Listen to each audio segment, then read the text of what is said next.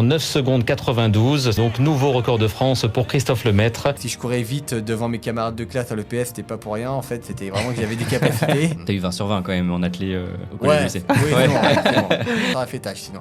Quel impact a eu le regard des autres sur ta carrière ? Pour moi, c'est une déception de passer encore à côté de ma meilleure chance de médaille d'or. Je veux montrer que je suis capable de faire ça, je veux montrer que ils ont tort, je suis pas fini. Tu disais comme quoi, donc durant 2015, tu te posais beaucoup de questions sur la ligne de départ. C'est parti pour la finale du 200 mètres masculin. En 2016, tu penses à quoi sur la ligne de départ ? Il est devant nous. T'as déjà eu des échanges un peu avec Usain Bolt ou pas en privé ? On m'en connaît pas, c'est pas grave. Moi, je me le rabâchais moi-même en disant allez, il faut que je mette en place ça, faut qu'on le travaille. À tel point qu'à un moment, quand j'ai fait une séance de départ avec les bains, à un moment, j'ai pleuré. Aujourd'hui, on reçoit une légende de l'athlétisme français. Christophe Lemaître, c'est le premier sprinter blanc à passer sous la barre mythique des 10 secondes. Champion d'Europe, médaille olympique à Rio à côté d'une autre légende de son sport, Usain Bolt. Recordman de France du 200 mètres. Il a marqué l'histoire du sprint, ici en France comme à l'international. Mais ce qu'on voit moins, c'est l'envers du décor, les blessures à répétition, la pression médiatique, le regard des autres et ce combat pour rester aligné, malgré les doutes et les échecs. Aujourd'hui, il nous fait l'honneur d'être avec nous. Christophe, quelle est la phase de ta vie qui t'a le plus transformé pour t'amener à qui tu es aujourd'hui ? Je pense que la phase de ma vie qui m'a vraiment chamboulé, c'est c'est vraiment c'est vraiment le haut niveau, mes premiers pas dans le très haut niveau, et surtout c'était aussi cette espèce de gap entre ce que je connaissais avant quand j'étais jeune, etc., quand je courais dans des petites compétitions jeunes, etc. Bien sûr, j'ai eu des championnats du monde junior, des championnats d'Europe junior, mais c'est quand j'ai vraiment découvert le très haut niveau et qu'il y avait cette confrontation avec les meilleurs. Je pense que c'est déjà une première étape qui m'a permis de transformation, une première étape de transformation qui m'a fait prendre conscience de l'environnement que je visais, évidemment, c'est un environnement que je visais d'atteindre ce très haut niveau mondial. Donc c'était quand j'ai vu vraiment mes premiers pas avec les meilleurs sprinteurs mondiaux, même dans des championnats du monde, mes premiers championnats du monde en 2009. Je pense que c'est une première étape d'un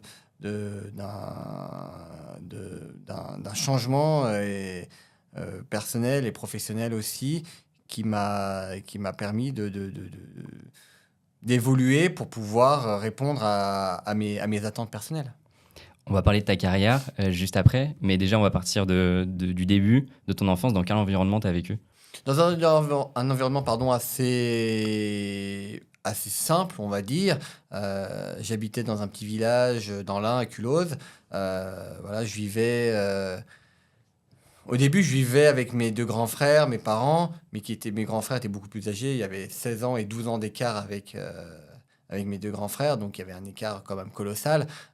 Donc quand j'étais né, il y en a qui étaient déjà quasiment au lycée, qui étaient au lycée, d'autres qui étaient au collège. Donc il y avait déjà un écart, presque un écart générationnel, on va dire. Est-ce que tu penses que ça t'a fait prendre la maturité aussi, ça ? Pas spécialement, parce que moi, même si j'étais dans un environnement avec un écart conséquent d'âge, j'ai quand même évolué à mon rythme quand même. Et j'étais quand même entouré, j'étais avec des jeunes de mon âge, je jouais avec des jeunes de mon âge, et j'ai pas eu l'impression que j'ai pris en maturité dès le début. Voilà, moi j'ai vécu dans ma sphère, on va dire, dans ma bulle dès le début, et je pense que je vivais avec la maturité d'un enfant de mon âge, de 5, 6 ans, etc. Donc il y avait pas de... On va dire, je me suis pas pris de maturité précoce, on va dire, parce que je vivais avec des frères beaucoup plus âgés. Tu t'intéressais à quoi quand tu étais plus jeune ? Il y avait des sujets Est-ce que tu t'intéressais déjà à l'athlé quand tu étais plus jeune ou pas forcément ? Tu avais d'autres sujets ? Alors à la clé, pas du tout, non, parce que c'était un monde que je connaissais pas du tout, pour être honnête. Même quand j'ai commencé, je connaissais très peu l'histoire de l'athlétisme mondial et français. Je pourrais pas vous dire à l'époque qui était Ladji Doucouré, qu'est-ce qu'il a fait comme palmarès. Pareil pour Marie-Josée Pérec, des grandes figures. Et à l'époque, je connaissais rien du tout parce que c'est un sport qui m'intéressait pas forcément. Moi, j'étais plus dans les sports co au début. Lesquels ? Le foot, le hand principalement. parce que j'avais un de mes frères qui faisait du hand et on regardait les matchs de l'équipe de France de hand, pareil pour l'équipe de France de foot. Donc c'était 2 sports co qui m'ont que j'ai pratiqué aussi, bien sûr que j'ai pratiqué quand j'étais un peu plus vieux, à partir de l'école primaire. J'ai commencé par le hand. C'était donc les 2 sports co qui m'intéressaient, auxquels je m'intéressais, auxquels je voulais bien regarder les matchs, etc. Et donc il y avait ces 2 sports-là, c'était plus sport co au début même. Et après c'était tout. Après j'avais pas d'autres, on va dire hobbies entre guillemets. Moi c'était vraiment côté sport parce qu'on avait une famille à l'époque qui était assez tournée sport évidemment. Et après c'était des occupations d'un enfant normal de 5-6 ans, jouer dehors avec les potes, etc., avec les autres enfants de mon âge. Donc rien de bien extraordinaire. Est-ce que tu as un souvenir marquant de ton enfance? Pas spécialement, je veux dire, j'ai vécu on va dire des 3 ans, de mes souvenirs, voilà, plutôt que je veux, des 3 ans jusqu'à l'arrivée du collège, j'ai pas vraiment de souvenirs marquants entre guillemets. J'ai suivi une scolarité normale. Comme j'ai dit, j'ai commencé par du hand à l'école primaire. J'ai fait du foot aussi. Je sais pas si j'étais déjà au collège quand je fais le foot, mais bon voilà. Donc je faisais toujours. Mes parents voulaient toujours que je fasse une activité après l'école. Ils voulaient pas que je sois à rester chez moi. Dans ma chambre à jouer dans mon coin ou faire autre chose. Voilà, ils voulaient que je fasse autre chose derrière. Donc, on va dire mes 3 ans jusqu'au collège, il n'y a pas eu vraiment de souvenirs vraiment marquants. C'était une enfance après classique, on va dire. Même, tu disais marquant, on a l'impression que tu l'as tourné plus vers le sport. Mais est-ce que même personnellement, tu as eu peut-être un souvenir marquant pendant tes années collège, lycée, ou pas forcément? À lycée, j'avais déjà commencé la clé parce que j'ai commencé à l'âge de 15 ans la clé. Donc, c'était fin du collège que j'ai commencé, début du lycée. Donc, j'avais déjà commencé à clé. Lycée, c'était de mes premières années d'ACLé. J'avais fait, je pense là, avec l'athlétisme, j'ai fait un bac pro, enfin un BEP, bac pro, électrotechnique, etc. Donc on peut dire que d'un certain point de vue, c'est une période marquante parce que c'est là que j'ai commencé la clé, c'est là que j'ai découvert la clé, c'est là que j'ai appris que finalement, si je courais vite devant mes camarades de classe à l'EPS, c'était pas pour rien. En fait, c'était vraiment que j'avais des capacités. Non, mais c'est vrai que c'est vrai que ça prend sens maintenant, mais c'est vrai que à l'époque, ça prenait pas vraiment sens. Tu dis que tu cours plus vite que tes camarades sans ou avec le ballon, mais tu vas pas plus loin dans l'idée. Quand tu es un gamin, tu te projettes pas. Surtout, comme j'ai dit, je connaissais pas la clé à l'époque. Je pouvais pas me dire je suis le nouveau Carl Lewis ou tout ce que tu veux parce que je connaissais pas ces noms-là du tout. Donc t'as eu 20 sur 20 quand même en athlé au collège lycée. Oui, c'est bon, ça aurait fait tâche sinon. Mais oui, on peut dire que ces 15 ans, fin collège début lycée, c'est un moment marquant parce que c'est là où j'ai découvert la clé. Et comment tu l'as découvert? J'ai découvert ça toujours en cherchant un sport, toujours dans l'idée que mes parents voulaient me faire quelque chose, une activité extrascolaire après l'école.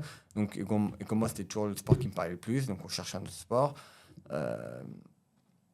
Et mes parents avaient découvert qu'il y avait un club d'athlétisme à côté de chez nous, à Belay, une autre ville à côté de Culose, où on était.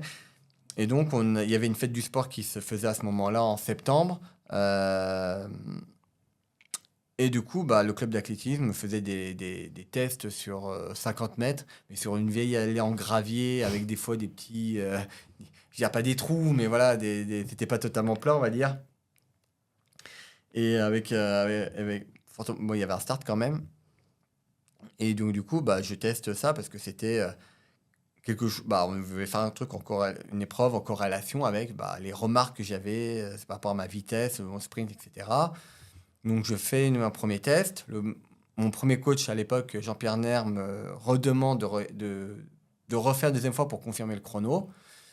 Et à la fin, il me sort que j'ai fait le meilleur temps de la journée, toutes catégories confondues. Et que je devrais peut-être essayer le sprint parce que il y a peut-être quelque chose à faire dedans. Et c'est comme ça que j'ai commencé. Et directement, c'est devenu une passion? Oui, on peut dire ça. Les premières compétitions... j'ai tout de suite pris parce que c'était vraiment une épreuve individuelle où tu t'en remettais pas aux autres, mais c'était toi contre les autres. Tu avais un espèce d'accomplissement personnel parce que c'est toi qui gagne. Après, avec le temps, tu te rends compte, quand tu perds, c'est toi qui perds tout seul, quoi. Tu peux pas te reprocher ça aux autres, tu peux pas vraiment te cacher, entre guillemets. Et c'est ça qui m'a plu, voilà. C'est là où on juge vraiment. Enfin, je me jugeais pas à l'époque, mais voilà, je me battais que pour moi, que pour mon résultat personnel. Et si tu gagnais, t'avais ta récompense pour toi tout seul, entre guillemets. Donc, c'est ça qui m'a plu. Cet épanouissement personnel, cette évolution personnelle, ce combat personnel que tu livres contre tes autres concurrents. C'est tout ça qui m'a permis d'adorer ce sport. Plus le fait de vitesse, évidemment, de montrer que c'est toi le plus vite qui court le plus vite sur la piste. C'est un peu comme quand t'es gamin, quoi. Tu sais, quand tu dis, allez, on court de là à là, le premier qui arrive à l'arbre a gagné. Enfin, Ouais, t'as envie d'être le meilleur. Ouais, voilà, Ouais. c'est ça, voilà. Ok, trop bien. Et après, je me doute que tu as commencé à avoir des ambitions, justement avec le sport de l'athlétisme. Comment ça a un peu démarré, un peu ce début de carrière quand tu étais jeune? Du coup, tu as aimé l'athlétisme. Il s'est passé quoi après? Alors, des ambitions, non, j'en avais pas dès le début, forcément. Moi, je prenais toujours compétition par compétition. À chaque fois, je voulais gagner la course, la course sur le moment. Je voulais aller de plus en plus vite, battre mes records à chaque compétition. Je pense que là où j'ai commencé à avoir des ambitions, c'est quand je suis devenu, en 2008, à 18 ans, champion du monde junior sur 200 mètres. Et ça, je me dis, ah oui, si tu es capable d'être champion du monde junior après seulement 3 ans d'athlétisme, tu peux dire que en fait, tu peux faire un truc finalement. Tu peux faire un truc dans ce sport. Je pense que tu as trouvé ta voie. Et là, tu peux dire, il faut vraiment s'investir un minimum si tu veux continuer à progresser, à chercher plus. Mais c'est quoi s'investir, justement? Qu'est-ce que ça demande, justement, dans cette ascension-là, une fois que tu es champion du monde junior? Ça demande être capable d'accepter de s'entraîner plus. Parce qu'à l'époque, j'ai commencé à 3 entraînements semaine, après je suis passé à 4, 5, donc c'est accepter de s'entraîner plus souvent par semaine. Essayer d'être capable de mettre plus d'intensité aux entraînements aussi, forcément, parce que plus tu évolues, plus tu dois être capable de mettre plus d'intensité dans tes entraînements, être capable d'encaisser les séances. Donc, aussi un investissement dans les séances même. Et aussi, toujours continuer à avoir cette envie de toujours performer en compétition, chercher la gagne, chercher à améliorer tes chronos, avoir ce sentiment d'avoir envie de se dépasser à chaque fois. Est-ce qu'il y a des personnes dans cette ascension, on va dire, qui t'ont accompagné vraiment plus que d'autres, que là, tu as en tête, que tu aimerais citer, qui t'ont vraiment aidé à step up au fur et à mesure? Je pense que le premier nom qui me semble évident, c'est mon coach quasiment de toujours, c'est Pierre Carraz, qui m'a entraîné après 1 ou 2 ans d'athlé avec mon premier coach, qui m'a enseigné les bases. Et là, après, pour passer un cap, je me suis entraîné avec lui. Et on va dire de 2000, je commence en 2005, 2007 jusqu'à pas la fin de ma carrière, mais jusqu'à 2022, 2023.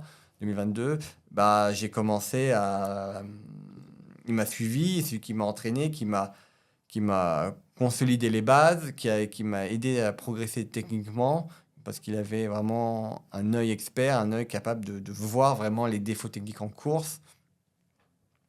Donc, c'est un coach qui est un très bon formateur pour permettre aux jeunes de progresser. Et je pense que si j'arrivais à un tel niveau assez vite, dans mes débuts, c'est parce que j'avais un coach qui était capable de relever les détails, de les corriger et d'être capable de me former pour le suite de ma carrière. Et mentalement, parce que tu parles beaucoup de ce qui t'a apporté concrètement en termes physiques, en termes techniques, est-ce qu'il t'a aidé aussi mentalement? Oui, il m'a énormément aidé. D'abord, il était dans une posture d'éducateur où il voulait pas que je sois quelqu'un de dépendant. Il voulait que je sois quelqu'un d'indépendant, qui soit capable de partir tout seul dans les grands meetings internationaux, dans les grands meetings un peu partout en Europe,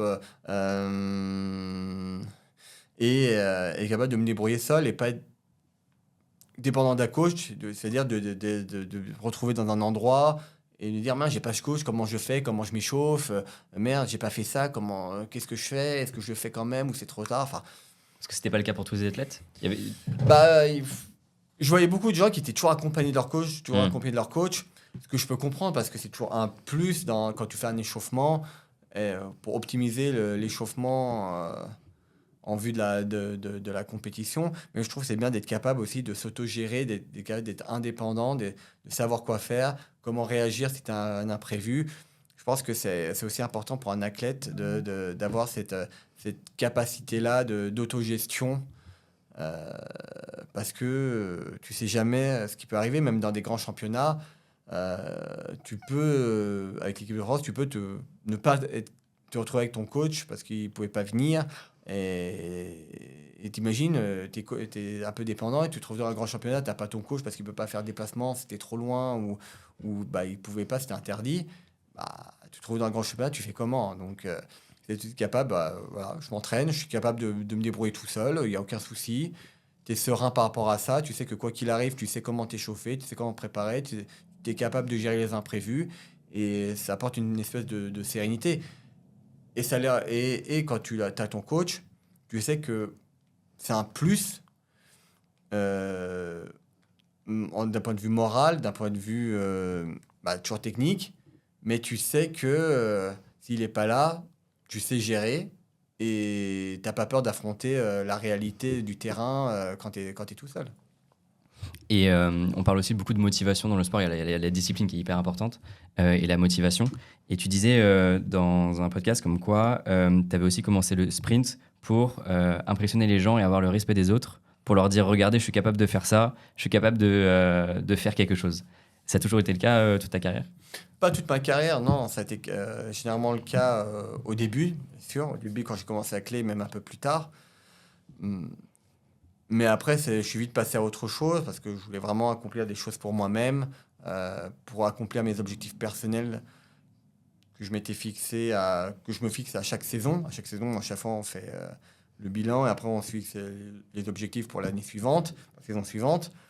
Donc, je travaille après et j'essaie à chaque compétition de donner le maximum pour pouvoir répondre à mes propres attentes que je m'étais fixées. Donc, c'était le cas au début, forcément, mais après, sûr, les attentes évoluent au fil du temps et la maturité change également et tu n'as plus les mêmes, on va dire, les mêmes envies, les mêmes causes sur le pourquoi je fais tout ça, quoi. Quel impact a eu le regard des autres sur ta carrière? Je pense que j'ai toujours essayé de faire abstraction du regard des autres, que ce soit d'un point de vue médiatique, mais aussi du grand public, parce que je voulais pas justement m'éparpiller à vouloir répondre aux attentes des autres. Je voulais d'abord... C'est ce qui m'a un peu perturbé, par exemple, dans les années 2015 notamment, où j'étais dans une période un peu plus délicate en termes de performance et de blessures, et il y avait toujours il y a un moment, je faisais trop attention aux critiques, à ce qu'on me disait sur moi, sur les réseaux, etc.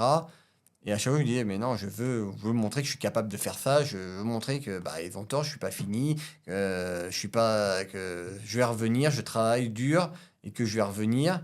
Et au final, c'était pas pour moi, je trouve que c'était pas le bon mindset, c'était pas le bon état de pensée, parce que je m'éparpillais, je pensais plus aux autres que pour moi, le pourquoi je cours exactement, la raison personnelle qui m'est propre du pourquoi je cours, qui au final ne me correspondait pas, et j'avais oublié le détail important, c'est que d'abord je courais pour moi, pour mes propres objectifs, et c'est ce qui m'a un peu perdu, et ce qui m'a mis aussi dans le mal aussi, mentalement dans cette année-là 2015 où j'étais vraiment j'avais le cerveau en ébullition, où j'étais vraiment moralement et aussi nerveusement, j'étais pas bien, enfin, plus mentalement plutôt, pas nerveusement, mais j'étais vraiment pas bien. Il a fallu que je fasse le point après cette année 2015, vraiment le point sur qu'est-ce que je veux vraiment, comment je dois me comporter. Et ça m'a conduit justement à prendre la décision pour revenir au plus haut niveau et réussir les Jeux de 2016, de faire appel à une psychologue du sport pour justement remettre de l'ordre dans mon cerveau, quoi. Et ça se matérialisait concrètement comment, le fait de pas aller bien selon toi à cette période? Beaucoup de questions, voilà. Normalement, quand tout allait bien dans les années précédentes, tout allait bien. Je me posais pas de questions, j'étais dans les starts, j'étais concentré et je pensais pas à ce que je devais faire. Alors que dans les années 2015, je dis il faut que je pense à bien envoyer la jambe vers... Quand j'étais dans les blocs, en compétition, je parle, je me dis il faut bien que je pense à envoyer la jambe vers l'avant, à être assez bas pour chercher la pénétration avant. Il faut que j'arrive à mettre du rythme, etc. Au final, tu penses à tellement de choses que tu penses plus à courir, quoi. Tu penses plus à la course en elle-même, tu penses plus au départ. Ouais, voilà, si tu penses trop justement au départ, et du coup, des fois, tu fais exactement tout le contraire de ce que tu avais pensé. Et parce que j'étais tellement à dire faut faire ça, faut faire ci, faut faire ça, que t'es plus dans le truc, quoi. T'es plus dans le coup, t'es plus dans la course. Et au final, tu oublies la raison principale de pourquoi tu es dans la course, juste donne-toi à fond et cours, point. Débranche le cerveau. Parce que c'était vraiment ça, il fallait vraiment débrancher le cerveau, sauf que mon cerveau était branché, surbranché, et j'arrivais pas à le déconnecter de toutes ces questions-là, et ce qui m'a mis dans le mal à chaque fois que je courais dès le départ, quoi. Et souvent, les questions que tu te posais, c'était aussi beaucoup d'auto-sabotage ou pas? Tu te posais des questions du style est-ce que je fais assez bien ou c'était vraiment purement technique? Non, je pense pas que j'étais dans l'auto-sabotage, du style, oh punaise, je suis pas bien, je sens que je vais louper mon départ. Non, j'étais vraiment plus, allez, il faut que j'arrête de mettre ça en place, il faut que j'arrive à être comme ça, comme ça. Tu te mettais vraiment une pression, quoi. Oui, parce qu'en fait, on avait une pression, la fameuse pression du départ où j'arrivais plus à bien partir comme je partais avant. Parce que je savais que c'était pas mon point fort, mais le problème c'est que on me le rabâchait tout le temps sur les médias, on me le rabâchait tout le temps sur les réseaux, et moi je me le rabâchais moi-même en disant allez, il faut que je mette en place ça, faut qu'on le travaille, à tel point qu'à un moment, quand j'ai fait une séance de départ avec les bains, je m'en souviens, ce que j'ai marqué, à un moment j'ai pleuré dans une séance, j'ai pleuré parce que j'arrivais pas à mettre en place ça, je comprenais pas, je travaillais. Je pensais sur le moment des départs à l'entraînement, il faut que je mette ça en place. Sauf que juste dans la seconde d'après, quand je partais, je mettais tout ce que j'avais dit, j'arrivais pas à le mettre en place. Je comprenais pas, donc je me torturais énormément le cerveau. Et au final, j'ai craqué nerveusement, j'ai pleuré parce que je comprenais pas, quoi. Et ça m'a tellement torturé l'esprit que j'ai décidé, comme j'ai dit à la fin de saison 2015, stop, on arrête tout, on arrête les frais. Et on travaille avec une psychologue du sport. Et elle t'a aidé sur éviter de te poser trop de questions, te remettre dans l'instant présent, te refocus par exemple sur la ligne de départ. Est-ce qu'elle t'a donné des outils concrets qui t'ont toi aidé à te recentrer et à revenir un peu au Christophe d'avant? Justement, je pense qu'elle m'a appris à faire le deuil du Christophe d'avant, justement. Moi, ce qu'elle m'a fait comprendre que le Christophe qui avait 20, 21 ans, qui connaissait rien à la clé, qui était insouciant, n'est plus le Christophe Lemaitre qui a 25 ans, qui a plus d'années d'expérience, qui connaît maintenant le milieu. Et elle m'a fait comprendre que je peux plus justement être ce Christophe-là. C'est fini. J'ai évolué, j'ai grandi. Il faut que je fasse le deuil de ce Christophe-là qui a évolué et accepter le Christophe actuel qui est présent. Et apprendre à me reconnecter entre guillemets avec le Christophe Lemaitre qui est de 26 ans maintenant, qui prépare les Jeux de 2016. Ça dans un premier temps. Dans un deuxième temps, être capable aussi de me faire comprendre, de me refaire apprendre à courir pour moi, à plus regarder les réseaux sociaux. Quand il y a des mauvaises pertes, tu regardes pas, tu boucles tout. Même si tu as l'envie, tu regardes rien. Tu bloquais tes réseaux? Enfin, t'avais une technique pour les bloquer ou juste... Non, j'ai pas bloqué, j'ai pas bloqué mes réseaux, mais parce que moi, j'aimais bien aussi donner de mes nouvelles quand j'étais en compétition. Moi, je me cachais pas. Je dis, voilà, j'ai fait un truc bien, j'ai moins bien, nanani. Bon, j'expliquais le pourquoi. Mais après, je regardais pas forcément les commentaires, quoi. Sauf je surveillais pour voir s'il n'y avait pas des trucs vraiment désobligeants. Ouais. Voilà, pour ce que je faisais après pour modérateur. Donc, je surveillais un peu les trucs. Mais voilà. Mais là, j'ai la chance d'avoir une communauté assez bienveillante sur mes réseaux. Mais c'est vrai qu'en dehors de mes réseaux, par exemple sur des forums, de sites de sport spécialisés, etc., là, je sais que je ne regardais pas parce que ça pouvait partir dans tous les sens. Là, c'était vraiment un travail sur moi-même, de me forcer à moi-même de ne pas regarder ça et pas faire, de faire abstraction à ces commentaires-là et de me refocus sur moi-même, quoi. Comment se passait précisément un peu la pression médiatique que tu avais? Est-ce que déjà avec ta psychologue du sport, est-ce qu'il y avait quand même un attrait vis-à-vis de la pression médiatique? Est-ce que ça comprend dans la psychologie du sport ou pas? C'est compris dans la psychologie du sport ou pas du tout? Bah, ça peut le comprendre, mais je pense qu'elle a vite vu, et moi aussi je savais que je mettais pas de pression par rapport à la pression médiatique. Ça, c'était quelque chose que j'ai appris à gérer assez facilement et assez rapidement aussi.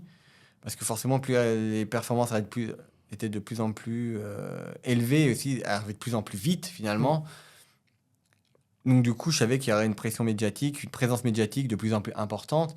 Et j'ai eu la chance d'avoir appris à gérer ça rapidement et aussi à me détacher de ça rapidement aussi, de pas essayer de pas répondre entre guillemets aux attentes des médias entre guillemets, où par exemple ils peuvent publier un article en disant Christophe Lemaitre favori pour le championnat de Rome, nanani, ou favori pour la médaille au mondial, etc. Enfin voilà, j'essaie vraiment de pas faire attention à ça, parce que je sais très bien que dans une course, dans une saison, il peut se passer plein de choses, et si tu t'enflammes parce que les médias ont dit ça, que tu vas y arriver, et qu'à la fin il se passe tout le contraire, tu peux tomber de haut, quoi. Donc, je connaissais la réalité du terrain. Je connaissais déjà les embûches que j'ai déjà croisées durant ma carrière. Donc, je sais que tout peut aller très vite d'un côté comme de l'autre. Donc, je ne mettais pas la pression par rapport à ça, par rapport à ce que disaient les médias, par rapport à ce qu'ils pensaient de moi durant la saison, de leur avis par rapport à ce que j'étais capable de faire en grand championnat d'une année à l'autre. Et je me concentrais sur moi et je travaillais pour atteindre mes objectifs personnels qui pouvaient être similaires ou non à ce que disaient les médias. Et ce qui est dingue, c'est que tu fais donc ce travail en 2015 avec ta psychologue du travail. L'année de juste après, il y a les JO de 2016. Ouais. Tu disais comme quoi, donc, durant 2015, tu posais beaucoup de questions sur la ligne de départ. En 2016, tu penses à quoi sur la ligne de départ? Tout simplement ramener la médaille. Hein. Non, mais c'est bête, parce que même j'étais pas, beaucoup de personnes pensaient que j'étais pas favori pour avoir une médaille, que si j'étais en finale, c'était déjà très bien. Surtout qu'en plus, je m'étais blessé juste avant les championnats d'Europe, donc je n'ai pas pu faire le championnat d'Europe, qui a été prévenu à moi un mois et demi avant, je sais plus. Donc tout le monde pensait que j'étais pas favori à la médaille, mais pour moi, vu le travail que j'ai fait, les chronos que j'ai fait, je savais très bien que je pouvais sortir une bonne course et aller chercher une médaille. Donc quand j'étais au village olympique, j'avais un mindset où il était hors de question pour moi de rentrer en France sans médaille. Pour moi, c'était vraiment pas possible, et j'ai retrouvé ce qui m'a permis de retrouver un vrai mindset de positif, un vrai mindset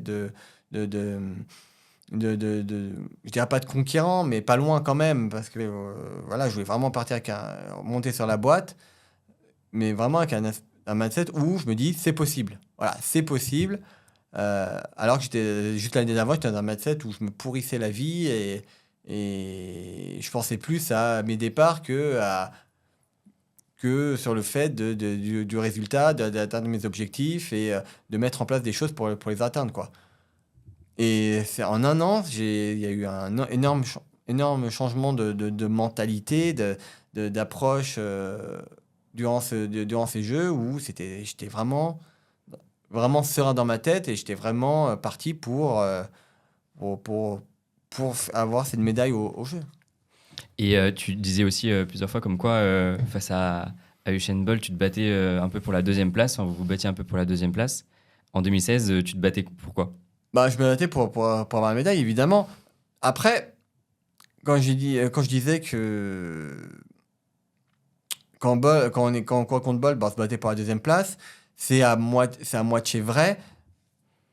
Parce que c'était quand même Usain Bolt, c'était quand même le favori. À chaque fois que tu rencontres contre lui, c'était forcément le grand favori des courses, que ce soit en meeting ou en championnat. Mais dans mon esprit, que ce soit dans mes années plus jeunes où je cartonnais, à même les années d'après, je voulais quand même tout faire pour être à la bagarre contre lui et essayer de le titiller, voire même de le battre si c'est possible. Parce que si tu vas en compétition et que tu es un grand favori et que tu dis ah bah mince il est là, je vais pas gagner, bah t'as rien compris au niveau. Enfin pour moi t'as rien compris au niveau. Tu fais de la compétition au niveau, c'est pour essayer de chercher la gagne à chaque instant, quelle que soit l'adversité. Et même si je savais qu'il y avait Bolt dans ma course, moi ce que je voulais c'est me donner à fond, essayer de tout faire pour être à la bagarre contre lui. Et si j'ai l'occasion de gagner, je gagne quoi. Je voulais pas avoir cette peur, j'avais pas cette peur de entre guillemets de la gagne contre un adversaire plus fort que moi. Je veux dire, si j'avais pas peur de tout faire, d'avoir une mentalité une mentalité positive, une mentalité où j'étais pas dans une mentalité où oh mince il y a Bolt. Je dis ouais, j'étais plutôt contente quoi contre lui. Voilà, je lui dis voilà, c'est une occasion voilà d'essayer de te battre contre le meilleur du monde, d'essayer de voilà pourquoi pas essayer de gagner contre le meilleur du monde justement. Et c'est une occasion, il faut prendre ça comme une chance justement de pouvoir quoi contre des gens comme ça, essayer de te battre et d'aller les chercher. T'as déjà eu des échanges un peu avec Usain Bolt ou pas en privé? Enfin, est-ce que vous parlez un peu entre vous aussi entre athlètes ou vraiment pas forcément? Vous arrivez sur la ligne de départ et ça part quoi. Est-ce que vous avez quand même des échanges? Vous pouvez parler? Échange, vraiment, non, on n'a pas vraiment d'échange. Mais c'est vrai qu'il y a eu toujours des moments assez un peu complices, un peu vraiment amical, qui étaient vraiment très brefs, évidemment. Mais que ce soit par exemple dans un grand championnat où je faisais une médaille, ou même dans un meeting où on se croisait, c'était assez quand même cordial, amical. Et ça se passait voilà, ça se passait très bien quand même en dehors avec lui, en dehors de la piste, oui. Ok. Et même sur le podium du coup? Oui, évidemment, oui. Sur le podium, évidemment. Surtout sur le podium, évidemment. Surtout sur le podium, incroyable. Et tu ressens quoi quand tu es sur le podium en 2016? Il y a beaucoup de choses. Il y a forcément, tout bêtement, de la joie, forcément. Il y a aussi de la satisfaction parce que, voilà, comme j'ai dit, c'est une renaissance au plus haut niveau. Ça vient récompenser des années de travail, d'abnégation. Ça vient effacer des galères, des saisons des saisons marquées par des blessures où j'ai pas pu vraiment m'exprimer à 100%. Et ça a prouvé que j'étais capable, quand tout se passe bien, quand je suis vraiment prêt à 100%, les blessures me laissent à peu près tranquille, je suis capable de rivaliser avec les meilleurs, de me mêler à la bagarre pour un podium olympique et mondial. Et ça m'a conforté dans l'idée que j'étais capable de réussir et encore de pratiquer du très haut niveau. Tu disais justement à l'instant là que tu avais connu donc du coup pas mal de blessures. C'est laquelle qui t'a le plus marqué peut-être? C'est difficile d'en choisir une. Par exemple, il y a la blessure que j'ai à Moscou en 2013, c'est la finale du 100 mètres, où je me blesse sur la ligne d'arrivée. Alors que derrière, j'avais un 200, et quand je vois les chronos de la finale du 200, je me dis, j'avais moyen d'aller chercher un autre podium mondial sur 200 mètres. Il y a aussi une blessure que j'ai eue un peu avant les championnats du monde de 2017 à Londres, où quand je vois le chrono, ça se gagne en plus de 20 secondes. Donc je me dis, si là j'aurais été bien, si j'aurais pas eu ces blessures-là, j'aurais pu me mêler aussi à un podium, et pourquoi pas plus, parce que je crois que ça se gagne en 20, 0,3, quelque chose comme ça. Donc c'est des chronos que je suis capable de faire normalement. Donc, surtout que j'ai fait 20,01, 20,02 en demi des JO l'année dernière. Donc c'est un chrono qui est accessible. Donc je me dis, c'est bête ces blessures parce que à 100%, je me dis que potentiellement, je dis pas que ça sera le cas forcément, mais potentiellement, j'aurais pu avoir une médaille, voire même un titre de champion du monde. C'est dommage.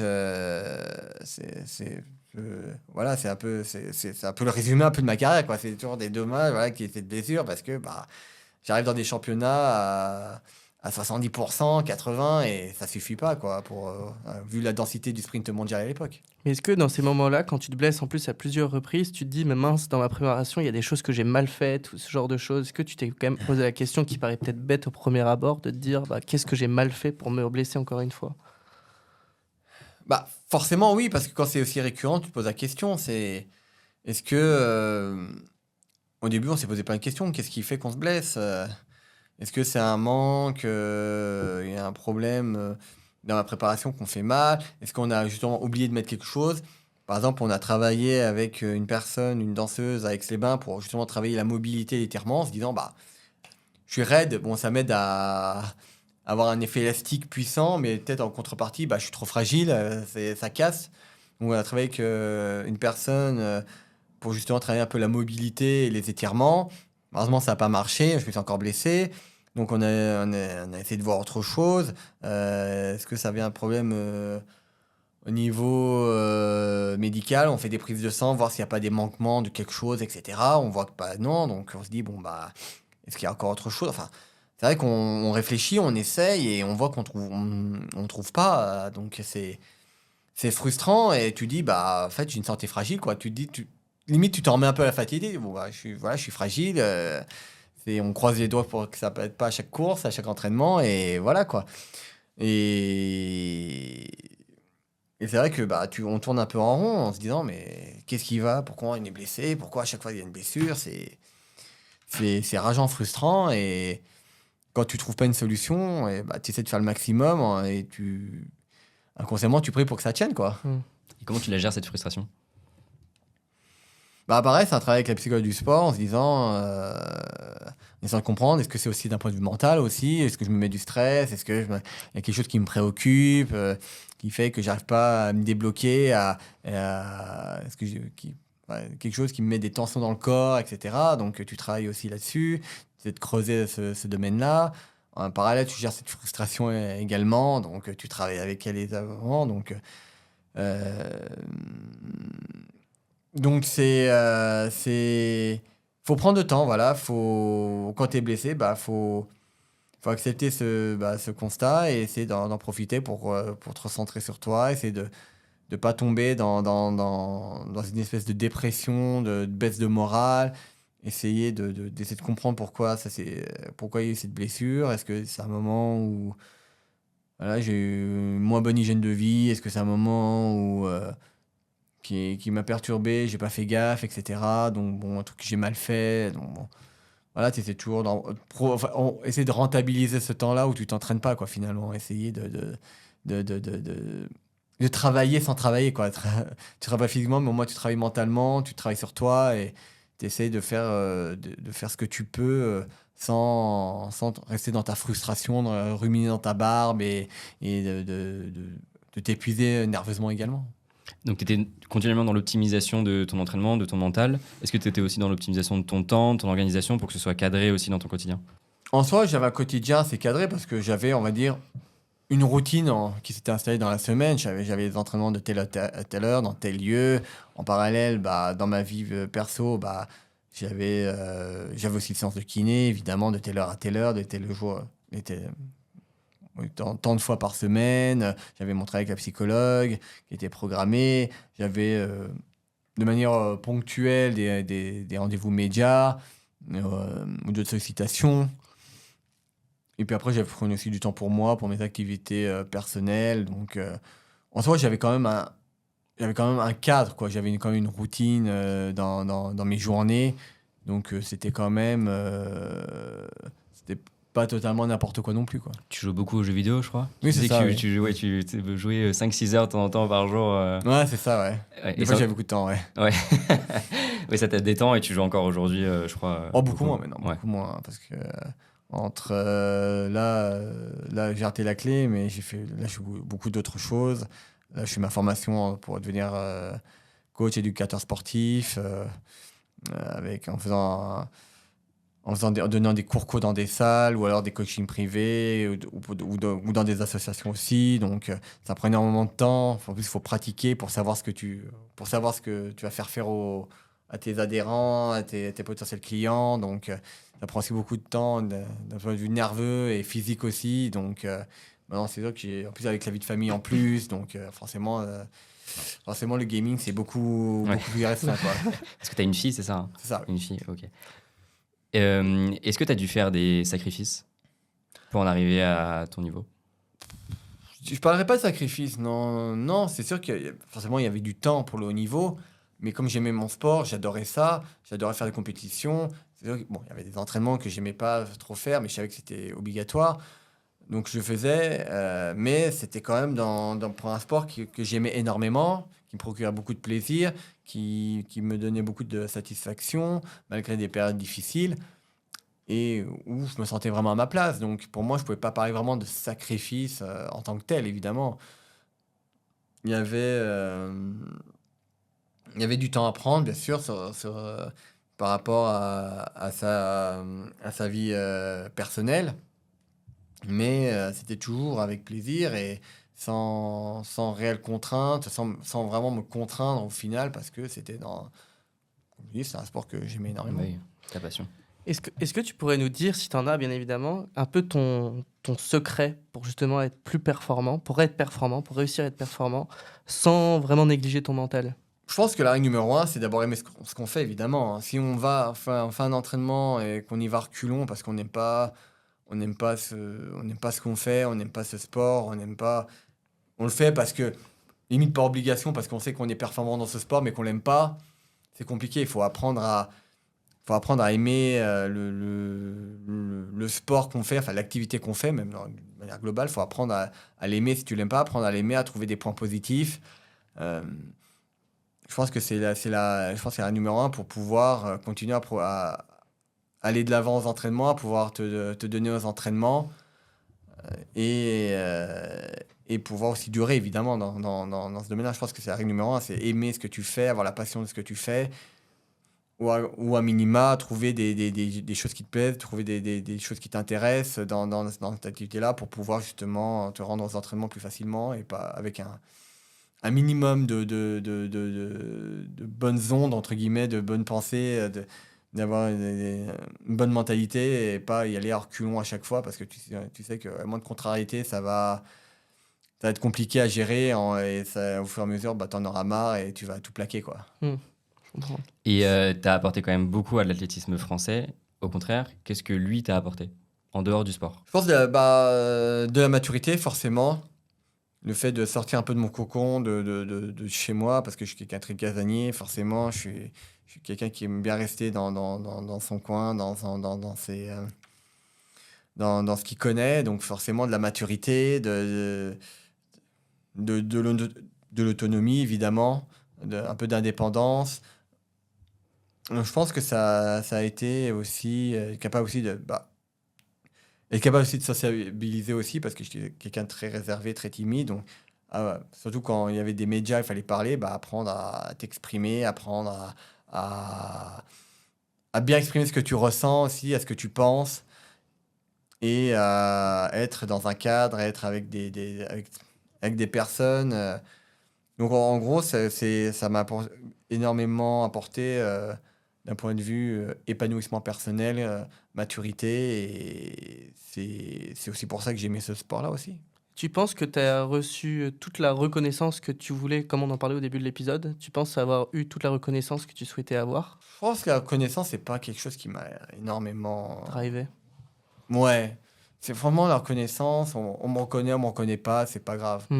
Moi, tant que je suis fier du parcours que j'ai accompli, du chemin parcouru, et qu'au final, j'ai toujours pris du plaisir de A à Z quasiment, et que je quitte mon sport sans aucun regret, sans avoir un sentiment d'inachevé, et que j'ai l'impression d'avoir fait le tour de mon sport. Je pense que la reconnaissance, c'est un bonus. Voilà. Ça me fait plaisir qu'on me reconnaisse, que quand des gens me reconnaissent, quand les gens me disent qu'ils ont été contents de ce que j'ai fait, qu'ils ont été fiers, qu'ils ont eu des émotions grâce à mes courses. C'est un plus que j'apprécie énormément. On peut te le dire. Hein. Ouais, moi, j'ai on vibré confirme. pour tes courses. Mais oui, non, mais ça me fait plaisir qu'on me le dise. Mais c'est pas ça qui m'a, comme Ouais, tu m'as dit, je c'est pas ça qui m'a guidé, qui m'a donné envie de me dépasser. C'était vraiment plus l'aspect compétition lui-même, l'adrénaline, les émotions, les tensions, les stress qu'on peut vivre dans des grands moments. Et tout simplement le sprint en lui-même, je pense que c'est ce qui m'a le plus envie de m'entraîner, de retourner m'entraîner, parce que je voulais toujours à chaque fois revivre des émotions et des intensités, des atmosphères qu'on retrouve que lors des grandes courses. Et justement, qu'est-ce que tu as ressenti quand tu as annoncé ta retraite? Parce que après ta retraite, donc tu vis peut-être moins d'émotions que durant ta carrière, ou pas. Mhm. Qu'est-ce que tu as ressenti? Qu'est-ce que j'en sais? Finalement, j'étais pas triste en fait. Pas si triste que ça en fait. Pour plusieurs raisons, parce que je savais que se qualifier au jeu, ça allait être compliqué par rapport à d'où je partais. Je me suis dit, bon, bah, ça arrivait juste après une blessure. Je me suis dit, bon, bah, on va arrêter les frais, mon corps, il peut plus. Euh, ce qui... Ou alors, c'est encore moins qui est un truc qu'on n'a pas vu encore une fois et qu'on n'a pas. Mais je pense que dans tous les cas, je me suis dit, bon, bah, on arrête parce que là, mon corps, il est blessé. Il se reblesse au mollet, il se reblesse à l'ischio, il se reblesse au fessier, il se reblesse au quadri. À un moment, par respect pour mon corps, il faut dire stop aussi, quoi. Et. Et même si quand je courais des compètes après être retour de blessure, finir sur des petites compètes, mais même si je m'amusais énormément, je me dis c'est bon, voilà, tu peux passer à autre chose. Tu as fait 19 ans d'athlé, 15 ans de haut niveau. Voilà, tu as fait le tour de la question là-dessus. Tu sais que bah, t'as fait ce que tu avais à faire dans le sens, tu t'es investi dans les entraînements, t'as pris un pari en changeant de coach 2 ans avant les Jeux, t'as tenté un truc, ça n'a pas marché. Au moins, tu sais que je pouvais partir sans aucun regret d'avoir tenté une dernière fois un truc en changeant totalement bah, de lieu même, quasiment, de lieu, de groupe d'entraînement, de méthode d'entraînement. Et quand j'ai décidé d'arrêter, j'ai dit, bon, bah, ok, c'est comme ça. Finalement, c'était le bon moment. Puis c'est vrai que mon dernier coach, Richard Curzay, m'a dit, et c'est vrai que c'est assez marrant, j'ai commencé à Aix-les-Bains, dans mon club d'Aix-les-Bains, et la dernière course que je fais avant de me blesser, c'est les interclubs à Aix-les-Bains à la maison où je gagne mon 100 mètres. Donc au final, La boucle est bouclée. La boucle est bouclée. c'est limite ça. En fait, finalement, bah, j'ai ma dernière course, et c'est une victoire avant ma blessure, l'annonce de ma retraite, je finis sur une victoire à domicile avec les bains pour des interclubs en représentant mon club où je suis resté toute ma carrière. Je me dis, bon, bah au moins, ouais, la boucle est bouclée et je finis sur un truc en plus, sur une énorme fête, on avait gagné, on a été promu en Élite B. Donc je me dis, bon, bah, ma dernière course, c'est ça, voilà, finir sur de la fête, une victoire, de la joie. Je pense que c'est pas plus mal comme ça finalement. C'est pas plus mal comme ça finalement. C'est beau parce que du coup, là, tu étais quand même du coup, beaucoup plus libre d'esprit pour la fin de ta carrière, parce qu'on voit quand même qu'il y a beaucoup d'athlètes qui sont après un peu en limite dépression après des grosses carrières. Tu le ressens comment? Enfin, est-ce que tu n'as pas un peu appréhendé ça après derrière ta reconversion? Forcément, non, j'en ai déjà entendu parler. C'est sûr que hmm, je me suis peut-être déjà posé une fois ou deux la question, mais après je me suis dit non. Je pense pas que je serais comme ça parce que même si j'arrêterais le haut niveau, j'avais quand même dans l'idée de continuer à m'entraîner, continuer à faire des compètes, même si c'est pour le fun, dans des niveaux régionaux, dans le coin, à Aix-les-Bains, dans la région. Donc voilà, j'avais pas vraiment quitté l'athlétisme. Et même si là, je l'ai totalement quitté finalement, j'ai pas de regrets parce que je suis direct passé à autre chose, donc à préparer à rentrer en BPGEPS au Crêpes de Nancy, à faire ma reconversion en tant que coach de coach éducateur sportif et à rester dans le milieu du sport finalement que je connais depuis que je suis gamin et à maintenant entre guillemets passer de côté de la barrière, même si c'est pas de la clé, mais c'est moi qui coach des gens, qui anime des séances, qui apporte des correctifs. Et finalement, bah voilà, après qu'on me soit fait, entre guillemets, driver par un coach pendant 19 ans, bah maintenant, c'est moi qui vais driver des gens sur des séances de cours collectifs, même des séances personnalisées. Et finalement, bah, c'est une étape différente où je sors totalement de ma zone de confort, mais je sais que j'en suis capable parce que bah, j'ai évolué. Je suis quelqu'un qui maintenant connaît le sport aussi. Forcément, quand tu connais le sport, quand tu connais le travail, le valeur du travail dans le sport et ce que tu peux ressentir, ce par quoi tu peux passer également, bah, tu dis, bon, bah, je connais. Donc, je quitte ma zone de confort en tant que coach, en passant d'athlète à coach. Mais au final, ça reste dans un domaine que je connais. Et puis, je sais très bien qu'avec le travail, bah, ça allait s'apprendre au fil du temps à essayer d'apporter quelque chose aux gens et apporter je dirais pas mon expérience d'athlète de haut niveau parce que forcément je vais pas demander de faire du sprint à mes adhérents quand je donne un cours de step ou un cours de cross training, mais mais au moins essayer d'apporter d'autres valeurs, de se dépasser, d'être capable de donner une haute intensité, mais en prenant du plaisir. On revient finalement à la passion qu'on doit avoir si on veut faire un travail de haut niveau. Bah, c'est un peu pareil, c'est de procurer du plaisir, même si on fait quelque chose de dur, de s'amuser et de finalement de sentir qu'on travaille, mais dans la bonne humeur, quoi. On touche à la fin. Si là, tu avais un conseil à donner à quelqu'un qui a un rêve et qui souhaite l'atteindre, tu dirais quoi ? Outre les réponses bateau, comme travailler, forcément, je pense qu'il faut, quand on veut atteindre le haut niveau, il faut être vraiment acteur de son projet. C'est sûr que c'est difficile d'être acteur quand tu as 13, 14, 15 ans, parce que tu es jeune, tu peux être un peu immature, tu connais pas trop l'entraînement, etc. Donc forcément, tu te laisses un peu guider par ton entraîneur, qui est un peu ton référent finalement. Mais il faut pas oublier que tu fais du sport pour toi et du haut niveau pour toi, pas pour ton coach ou pour d'autres personnes d'ailleurs. Prendre du plaisir dans le sport que tu fais. Et aussi, quand tu penses avoir la maturité et le recul nécessaire, être vraiment acteur de ton projet, quoi. Prendre ton projet en main, dire, moi, mon objectif, c'est ça. Donc, je discute avec mon coach sur cet objectif-là. Moi, j'aimerais bien faire ça parce que je sens que là, j'ai besoin de ça, etc. Et être capable d'apporter vraiment sa pierre à l'édifice, sa pierre à la réflexion pour atteindre cet objectif. Et vraiment pas être vraiment côté passager et se laisser guider, mais être copilote et être aux commandes aussi et se dire, bah voilà, le plan de route, c'est ça, j'aimerais bien passer par là, en faisant ça, etc. Parce que ça manque quelque chose. Voilà, avoir une discussion, pas avoir peur de discuter avec ton coach et pour vraiment te sentir concerné par ton projet et pas être spectateur et dire bah, tu cours là et tu cours bêtement, etc. quoi. Être acteur de son destin. Ouais, toujours avec une part d'audace un peu, je pense. Oui, je pense qu'il faut d'audace. Il faut... De toute façon, le niveau, il faut savoir prendre des risques, il faut savoir sortir des routines, sortir de sa zone de confort, parce que d'un point de vue physique, ton corps, après, il s'habitue toujours aux mêmes choses et après, il est plus stimulé, donc il ne progresse plus. Et c'est bien de faire des entraînements, mais après, de manière différente aussi, voir d'autres types d'entraînement, voilà, d'autres types surtout en séance de prépa physique, muscu, etc. Pas toujours faire les mêmes mouvements avec les mêmes amplitudes, les mêmes charges, etc. Parce que ton corps, après, il sait faire, donc il ne va pas progresser, il va même trouver des compensations pour travailler le moins possible. Au final, tu y perds. Donc, essayer d'être capable de voir autre chose, d'essayer autre chose, sans pour autant tout changer, tout voler en éclat à chaque fois, parce que sinon, il faut aussi un minimum de continuité, évidemment. Mais il faut être capable aussi de se stimuler, de se challenger sur d'autres choses pour pouvoir aussi progresser et trouver ce qui te correspond le mieux aussi.